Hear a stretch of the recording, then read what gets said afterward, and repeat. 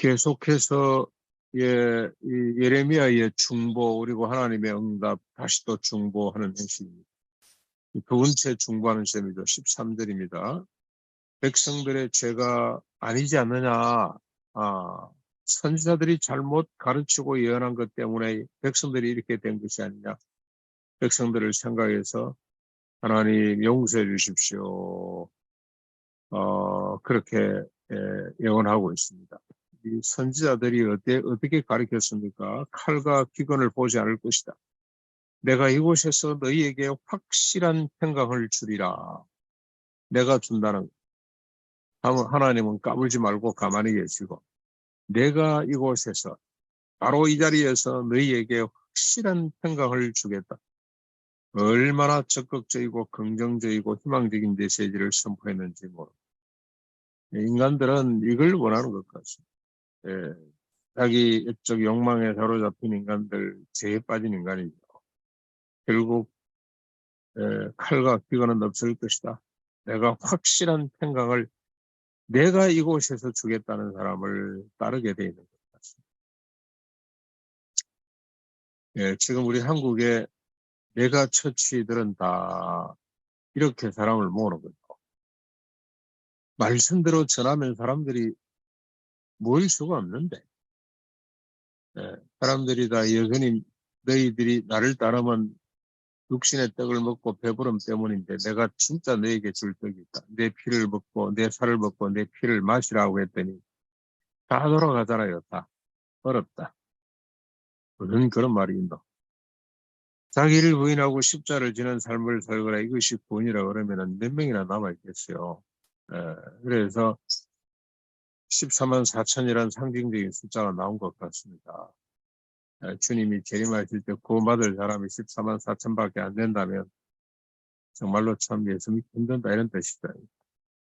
그런데 어째 몇천 명씩 몇만 명씩 모으는지 비결이 뭔지 딱 한마디로 말하면 이겁니다. 절대 기근과 칼로 망하지 않는다. 너희들은 망하지 않는다. 내가 지금 이곳에서 너희에게 확실한 평강을 주겠다. 고지로 가자. 그래야 사람들이 따라오도록 되어 있습니다. 중심부로 가자. 싣고 타던 사람들 3년 지나면 애꿎어 타는 복 받기를 원합니다. 이래야만이 사람들이 아멘 아멘 하고 추동하게 되는 거죠. 이 부분은 도스토옙스키의 카라마조프의 형제들 대시문관 편에 너무너무 자세하게 잘 기록을 한 것 같아서 신학자들이 왜 이렇게 좀 설명을 못할까 하는 생각이 들 만큼 멋있게 잘 풀어놓은 것 같습니다. 거기에 보면은 왜 거짓 선지자들이 예언들이 오늘날 목회자들이 이렇게 설교하느냐 이렇게 선포하느냐 뭘 위해서 이렇게 합니까? 자신의 영광이죠. 성공이죠. 부와 권력과 인기를 위해서 이 짓을 하고 있다고 잘 이야기하고 있는데 예수님이 광야에서 받은 세 가지 시험을 들어서 설명을 합니다. 이 목회자들이 세 가지 시험에 다 걸려 자빠졌다고 보면 될 것 같습니다.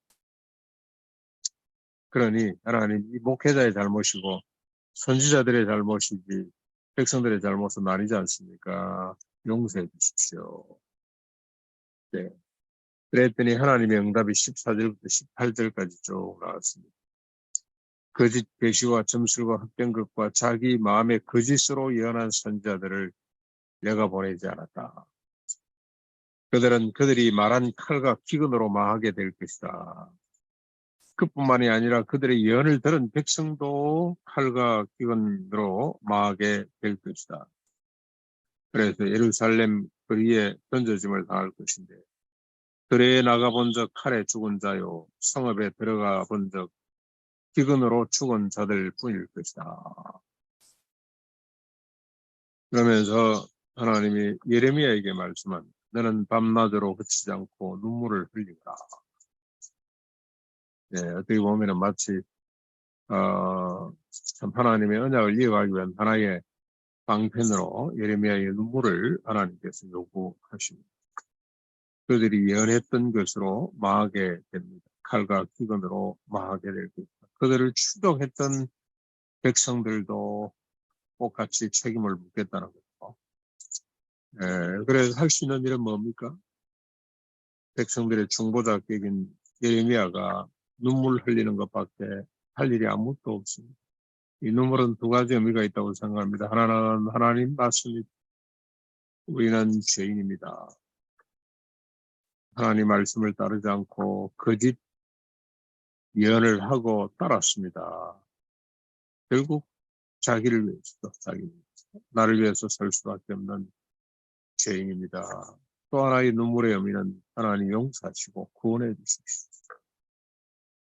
하나님이 언약하신 메시아를 보내서 우리를 구원해 주십시오. 다윗이 그토록 솔로몬이 그토록 바랬던 메시아를 속히 보내서 죄에 빠진 자기를 위해 이 짓 할 수밖에 없는 우리를 구원해 주십시오. 이 의미가 이 눈물에 담겨져 있다고 생각을 합니다. 그랬더니 예레미야가 포기하지 않고 또 하나님께 중보합니다. 19절로 20절. 비와 소나기를 내리게 하시는 하나님, 우리가 범죄한 것 맞습니다. 그러나 주의 이름을 위해서 미워하지는 마소서. 주의 영광의 보좌를 욕되게 하지는 마소서. 그리고 또 하나 더 있죠. 우리와 세운 언약을 기억하시고 피하지 말아 주십시오. 이렇게 기도할 수밖에 없죠. 하나님, 주님의 이름을 위해서 구원해 주십시오. 주님의 영광의 보좌를 욕되기는 하지 마십시오. 하나님이 실력이 없어서 저 백성들을 선택했다고 그래서 멀쩡히 잘 살던 7 부족을 쫓아내고 그곳을 언약의 땅이라고 주시더니 저렇게 하려고 주셨나. 하나님은 몰록보다도 바알보다도 아세라보다도 못한 신이구나. 그렇게 욕먹지 않도록 하시고 하나님 우리와 세운 언약이죠. 이게 뭡니까? 모세로부터 아브라함 때부터 세운 그 언약, 그 성 가운데 메시아가 오셔서 인류를 우리뿐만이 아니라 인류를 구원해 주시겠다는 하나님의 언약 기억하지 마시고 피하지 마시고 꼭 기억해 주십시오.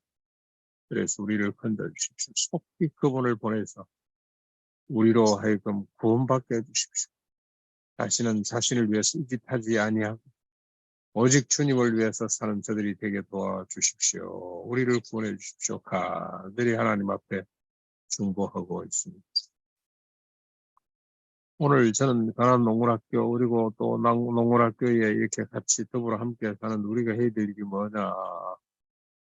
우리 자신들을 살피는 일도 해야 되겠습니다만 이 시대를 위해서 김용기가 하루에 2시간, 4시간씩 산꼭대기에 올라가서 기도한 것처럼 우리가 마치 해결자인 것처럼 기도하고 눈물로 하나님 앞에 부르짖는 일. 하나님 이 땅을 구원해 주십시오. 자기의 욕망에 사로잡혀 서로 죽고 죽일 수밖에 없는 이 세상. 젊은 자식, 어린 자식들을 불 속에 집어넣을 수밖에 없는 이 세상을 불쌍히 여겨주시고 인간을 구원해 주십시오. 그리고 주님이 약속한 것, 참 어린아이가 독사구에 손을 넣어도 물지 않는 이런 세상 속히 허락해 주십시오. 새하늘과 새 땅 우리에게 속히 허락해 주십시오. 이제는 주님 재림 사모하고 기다리는 게 우리 가장 큰 일인 것 같아요. 아무튼 이 시대에 예레미야로 눈물로 중보하고 또 하나님이 이미 이루신 구원의 은혜를 누리고 또 소개하는 그런 학교가 되고 우리가 됐으면 좋겠습니다.